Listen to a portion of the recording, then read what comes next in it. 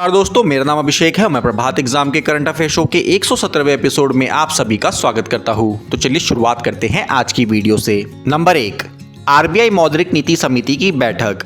मौद्रिक नीति समिति ने बैंकों की नीतिगत दरों को 4% के स्तर पर बरकरार रखने का सर्वसम्मति से फैसला किया है। मार्जिनल स्टैंडिंग फैसिलिटी को 4.25% और रिजर्व रेपो रेट को 3.35% के स्तर पर यथावत रखा गया है। रिजर्व बैंक के गवर्नर ने कहा कि अर्थव्यवस्था में मोटे तौर पर सुधार के संकेत नहीं है, लेकिन इसके लिए लगातार नीतिगत सहायता देना जरूरी होगा। नंबर 2, मौद्रिक नीति अर्थव्यवस्था पर कैसे असर डालती है। भारतीय रिजर्व बैंक यानी कि आरबीआई हर दूसरे महीने मौद्रिक नीति की समीक्षा करता है। इस पर अर्थव्यवस्था से जुड़े पक्षों की करीबी नजर होती है। इसमें अर्थव्यवस्था की स्थिति को देखते हुए नीतिगत ब्याज दरें घटाने या बढ़ाने का फैसला किया जाता है। यह फैसला केंद्रीय बैंक की मौद्रिक नीति समिति यानी कि एमपीसी लेती है। इस फैसले का अर्थव्यवस्था पर व्यापक असर पड़ता है। मौद्रिक नीति ऐसी प्रक्रिया है जिसकी मदद से रिजर्व बैंक अर्थव्यवस्था में पैसे की आपूर्ति को नियंत्रित करता है। नरम रुख रखने पर आरबीआई मौद्रिक नीति में प्रमुख ब्याज दरों को घटाता है।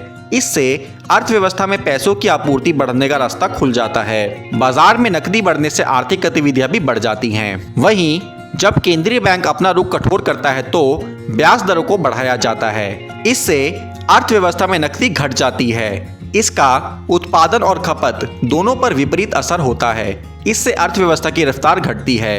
नंबर 3, गणतंत्र दिवस 2021 के मुख्य अतिथि हो सकते हैं यूके के प्राइम मिनिस्टर बोरिस जॉनसन। प्रधानमंत्री मोदी ने 27 नवंबर को बोरिस जॉनसन के साथ कोविड-19 महामारी, जलवायु परिवर्तन और अन्य मुद्दों पर चर्चा करने के लिए एक फोन कॉल के माध्यम से बातचीत की थी। भारत ने कथित तौर पर ब्रिटेन के प्रधानमंत्री बोरिस जॉनसन को गणतंत्र दिवस 2021 में मुख्य अतिथि के रूप में आमंत्रित किया है। पिछले सप्ताह प्रधानमंत्री नरेंद्र मोदी की ओर से अपने एक फोन कॉल के दौरान ब्रिटेन के प्रधानमंत्री को यह निमंत्रण दिया गया था। अगर इस यात्रा की पुष्टि हो जाती है तो यह किसी भी सरकारी प्रमुख की कोविड-19 महामारी के दौरान भारत में पहली इन पर्सन यात्रा होगी। मौजूदा कोरोना वायरस के प्रकोप के कारण उच्च स्तर की इन पर्सन यात्राओं को इन दिनों वैश्विक तौर पर स्थगित कर दिया गया है। फरवरी 2020 में भारत का दौरा करने वाले अंतिम सरकारी प्रमुखों के तौर पर म्यांमार के राष्ट्रपति विन माइंट और अमेरिकी राष्ट्रपति डोनाल्ड ट्रंप शामिल थे। नंबर 4, एचडीएफसी बैंक को नए ग्राहक बनाने पर रोक।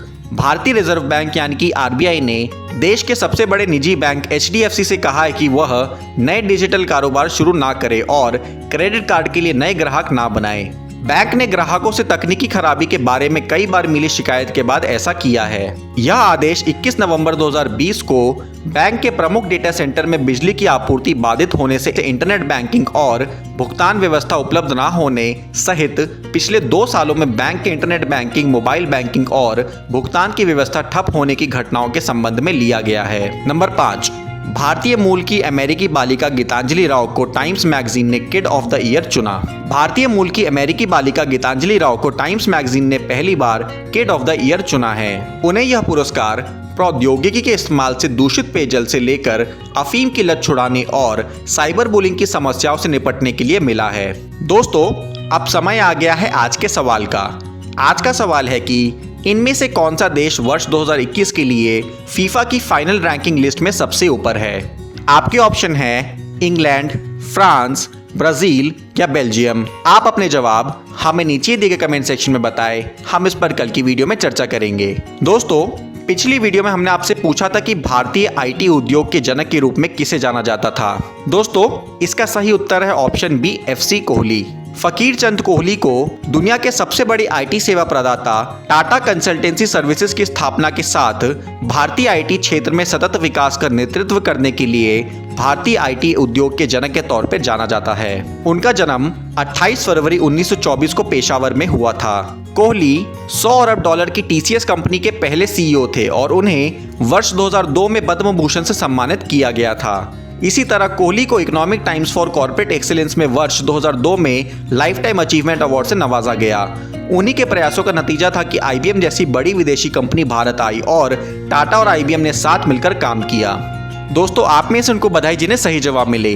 आज की वीडियो में बस इतना ही। वीडियो पसंद आई हो तो वीडियो को लाइक और शेयर जरूर करें और अंत में चैनल को सब्सक्राइब करना ना भूलें। धन्यवाद।